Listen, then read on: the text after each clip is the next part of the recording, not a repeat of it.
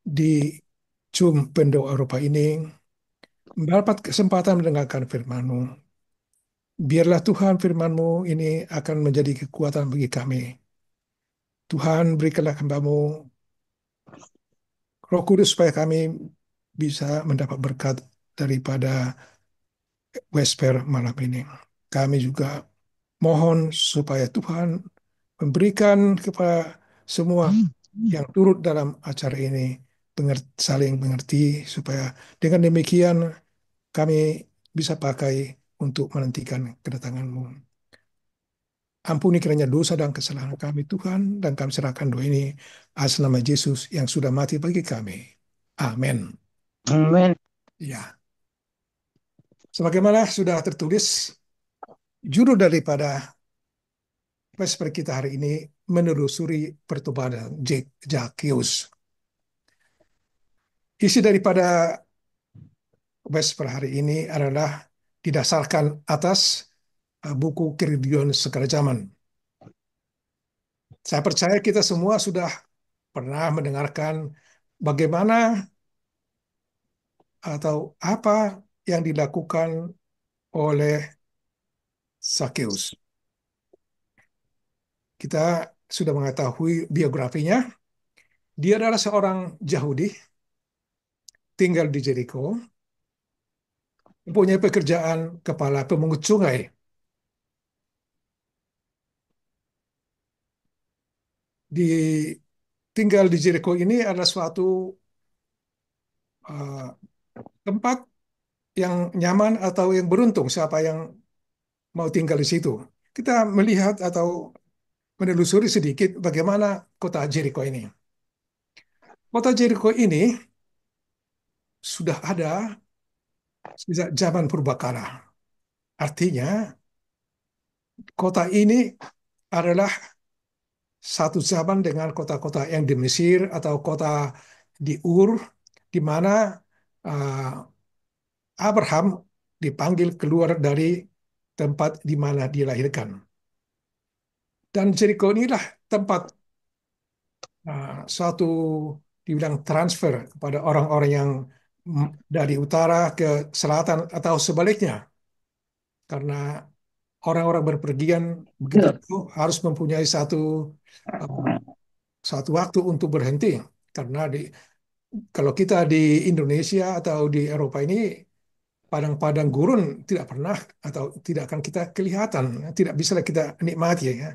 Tapi kalau di bahagian daerah-daerah di eh, timur tengah sana, yaitu di Mesir atau di daerah-daerah timur tengah itu banyak sekali eh, itu padang-padang pasir ya.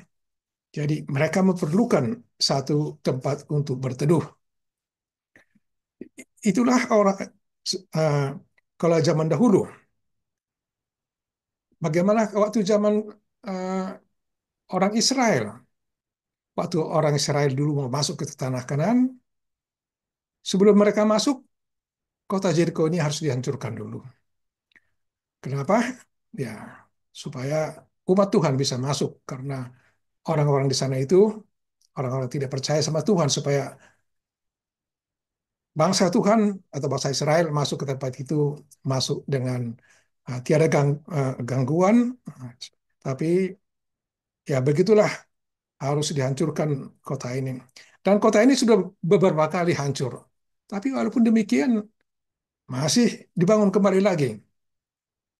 Dan sampai masa Tuhan Yesus, kota ini juga terus berada dan tambah lebih baik. Pada waktu Tuhan Yesus dengan murid-muridnya mau pergi ke Yerusalem, mereka singgah di kota Jericho ini.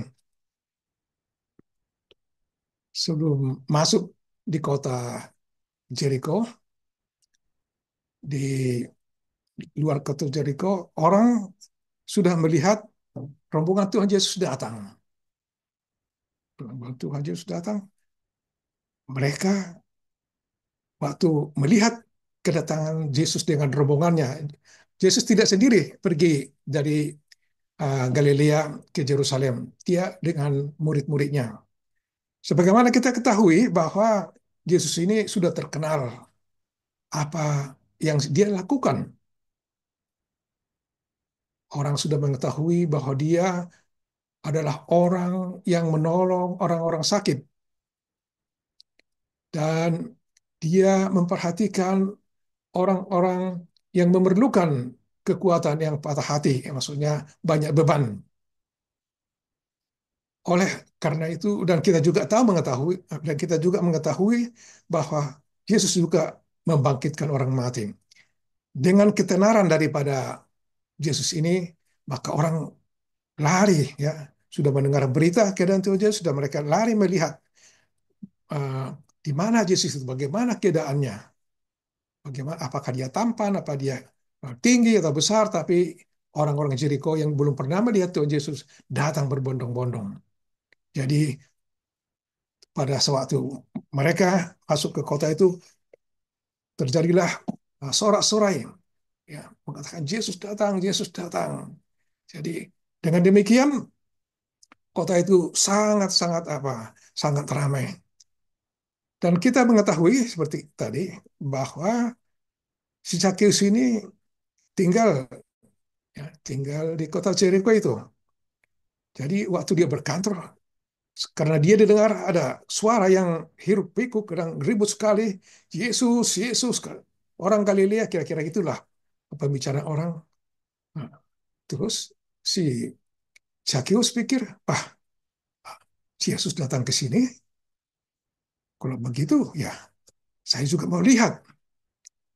Dia melihat orang sudah ramai di jalan dekat kantornya itu. Oleh karena Zacchaeus, ya, Zacchaeus sudah pernah mendengarkan bagaimana kehidupan Yesus ini, jadi dia juga dengan segera pergi melihat apa yang akan terjadi hari ini, dia pikirkan. Jadi di sini sesudah dia mau masuk ke tempat perkerumunan orang itu, dia coba mau masuk, tapi sayang tidak bisa. Karena orang begitu rapat sekali, tidak bisa. Tetapi Jakobus tidak putus asa. Dia saya rasa orang pintar. Kalau tidak orang pintar, dia tidak mungkin menjadi kepala cukai. Dia ambil satu jalan, yaitu dia harus pergi melihat di mana kemungkinan dia bisa melihat dengan benar Tuhan Yesus itu. Dia lari ke depan dan dilihat ada pohon. Nah, pohon yang besar di mana dia bisa naik ke situ. Dan dia naik perlahan-lahan ke atas dan dia mendapat tempat yang indah untuk menyaksikan kedatangan Yesus.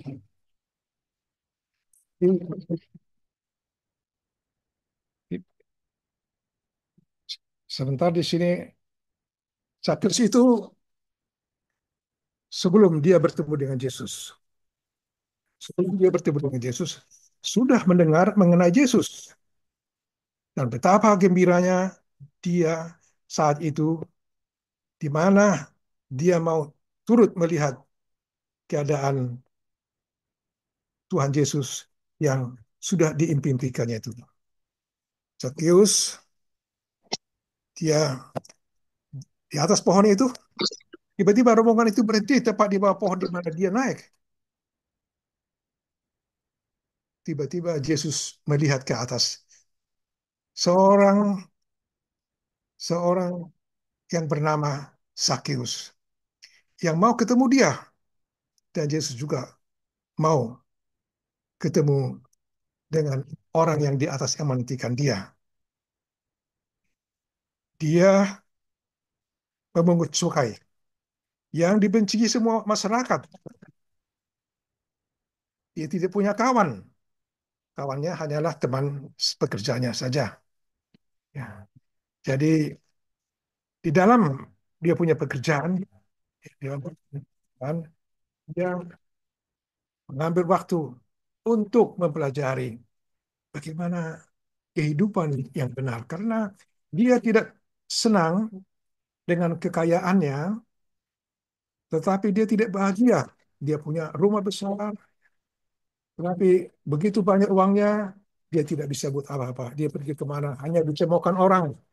Kemudian Roh Kudus berbicara kepadanya.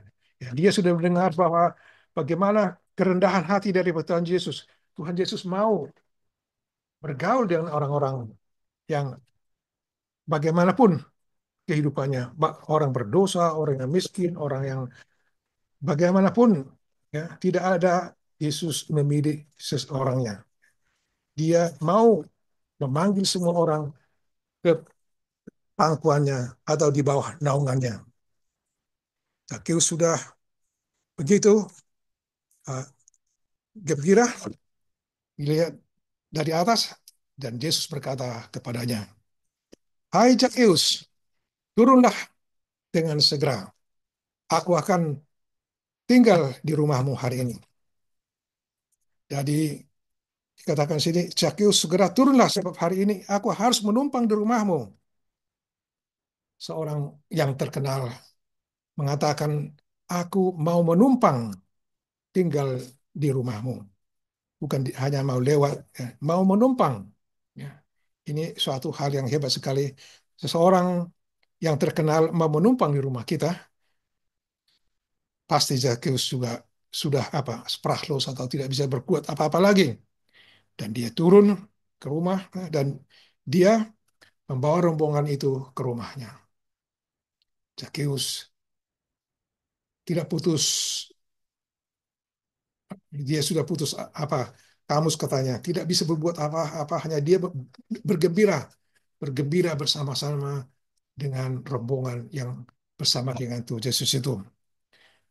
Tetapi iman-iman dan rabi-rabi yang ikut rombongan itu sangat kesal. Kenapa? Karena mereka melihat hanya si Sakius yang berdosa ini, orang yang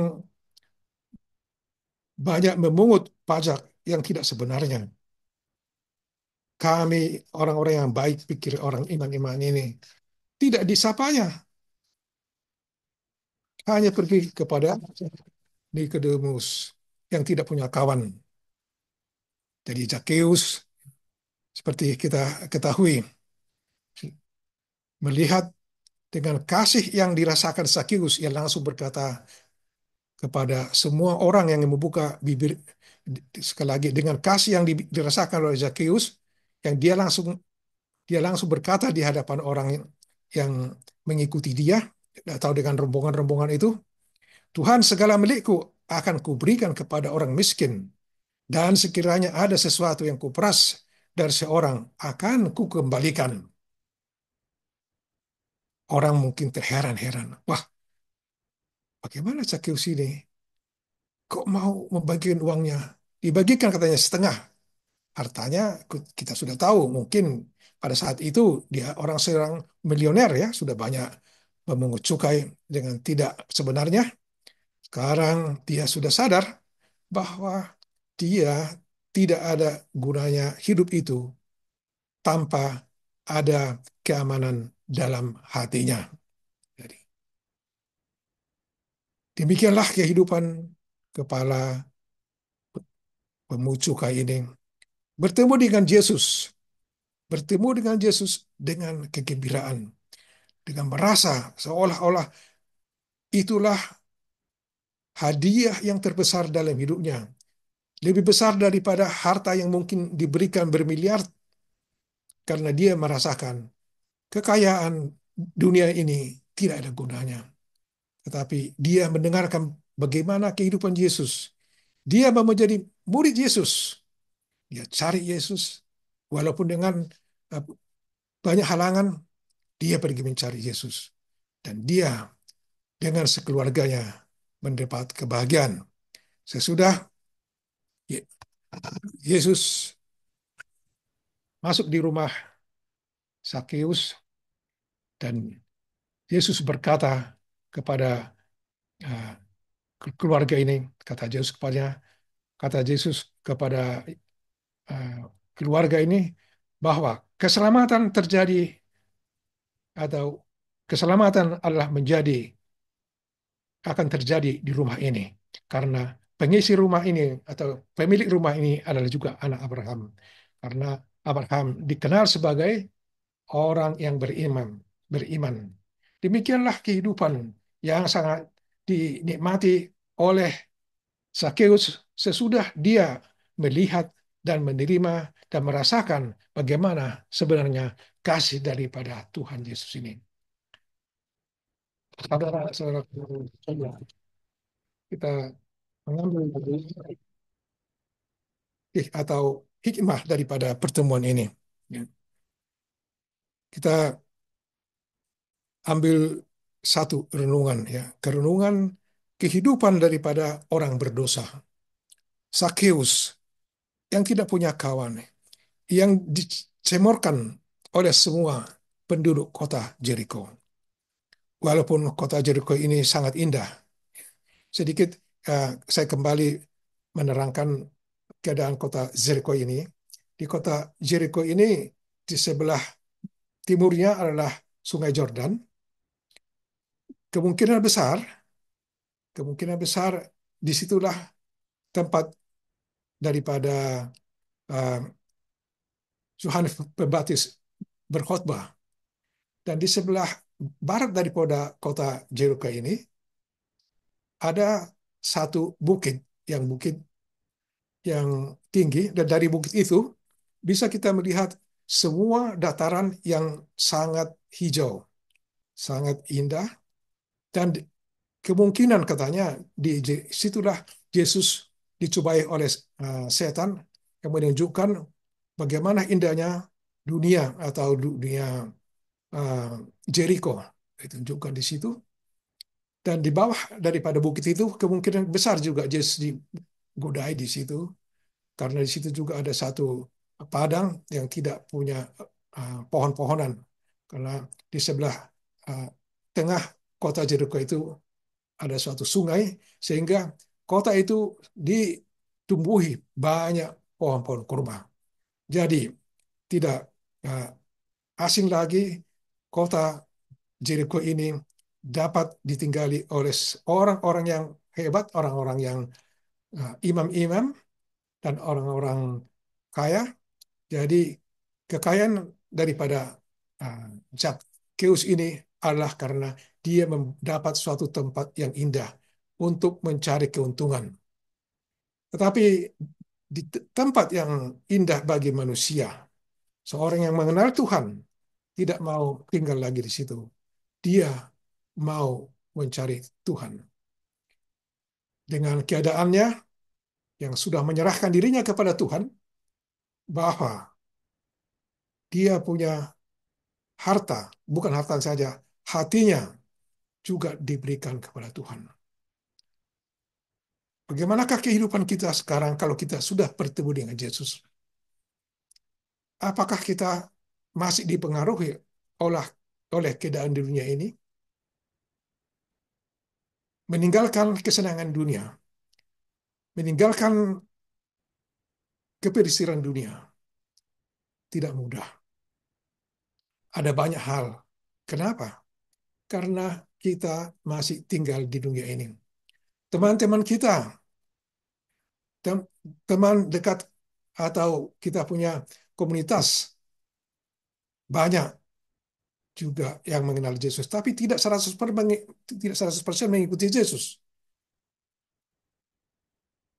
Apakah kita, apakah kita yang sudah mengenal Yesus, yang kita sudah mungkin 40 tahun di dalam kebenaran ini, mempunyai sifat seperti Zakheus.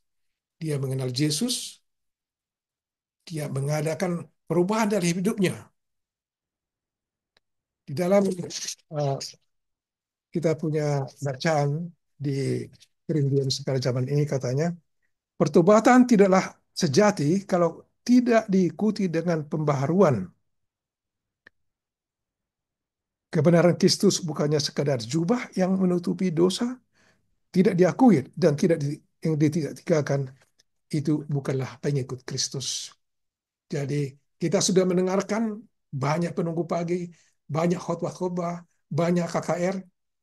Apakah kita benar-benar sudah mengikuti jejak daripada Zakheus,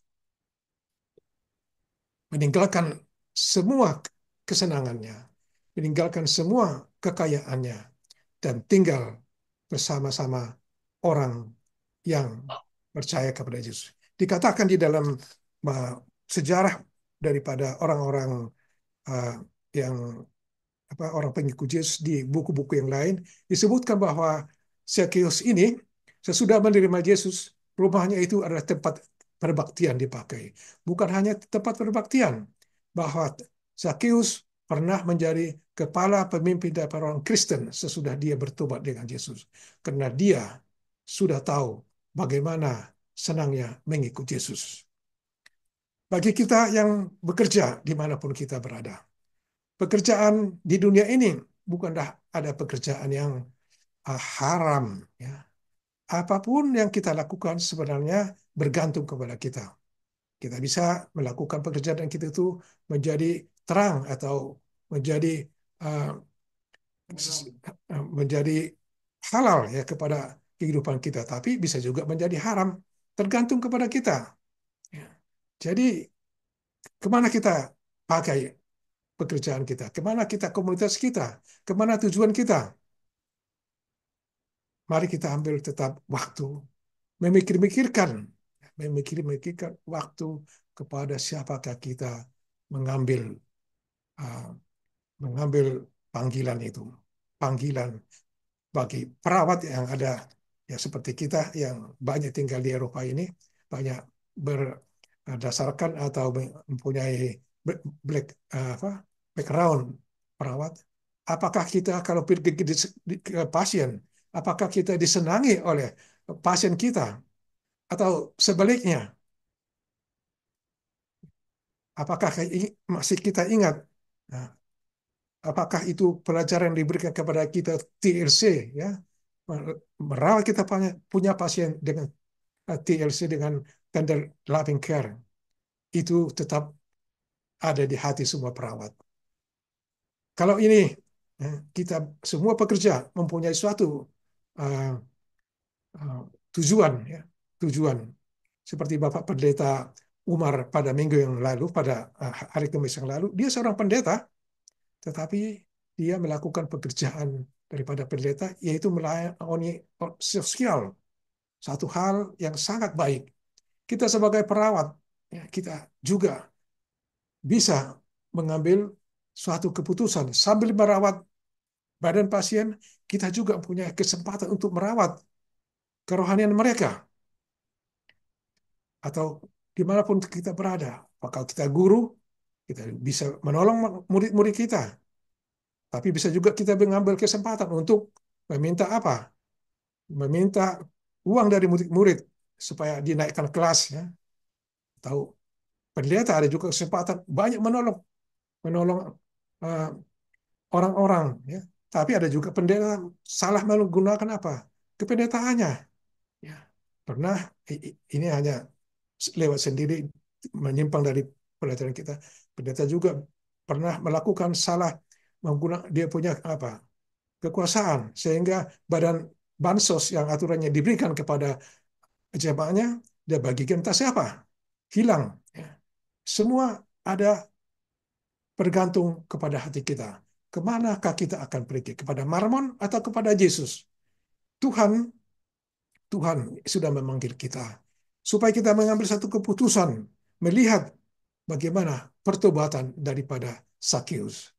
Zakheus sudah lama kita ketahui, walaupun dia tidak terkenal, maksud saya sebagai pengikut Yesus, tapi tidak ada salahnya kita mengikuti dia.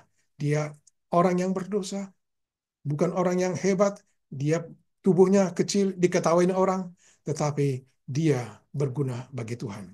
Kiranya kita pada sore hari ini mendapat kesempatan mengambil satu tekad, mari kita mengambil contoh kehidupan daripada Zakheus, supaya satu hari kelak kita bisa juga dipanggil apa yang Tuhan sediakan bagi kita. Kita melepaskan dunia dan kita terima Yesus. Dan pada satu hari kelak kita bertemu dengan Dia. Kiranya Tuhan menyertai kita pada sepanjang sore ini dan selanjutnya sampai kita bertemu satu hari kelak dengan Yesus. Tuhan berkati kita.